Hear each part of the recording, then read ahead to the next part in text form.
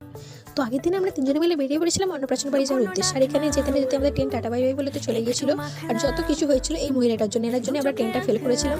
আর লে হ্যালো, এখানে দু আঙুল দেখিয়ে কী হবে, এখানে তো পাখি ওরা ছাড়া কিছু করার নেই দেখার। তো এর পরের ট্রেনে আমরা চলে এসেছিলাম, সেগুলো কিছু কেনাকাটা করার ছিল। তারপরে আমরা চলে গেলাম তাদের বাড়িতে। তো এখানে ফুলগুলো দেখো কত সুন্দর ফুটেছে, একটু ভিডিও করছিলাম। তারপরে আমরা ঘরে ঢুকতে না ঢুকতেই চালু করে দিয়েছি আমাদের বাঁদর নাচ।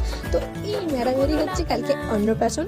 এরপরে আমরা চলে গেছিলাম ওনার জন্য প্যাকিং করতে, ওনার তত্ত্ব সাজাতে। তো এখানে টেপ কাটা, প্যাকিং করা সব কিছুই চলছে।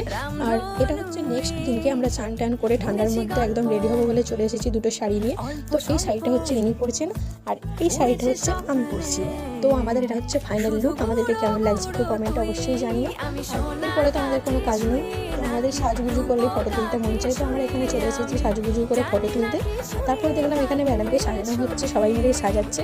আর এখানে একটা সুন্দর করে ডেকোরেশন করা ছিল ফটো তোলার জন্য, ম্যাডামের মুখে ভাতের জন্য। তো এখানে আমরা মুখে ভাত হচ্ছে। তো এরপরে আমরা চলে গিয়েছিলাম হচ্ছে খাবার টেবিলে। তো এখানে খাওয়া দাওয়া করার পর আমরা বাড়ি চলে এসেছিলাম। ভিডিওটা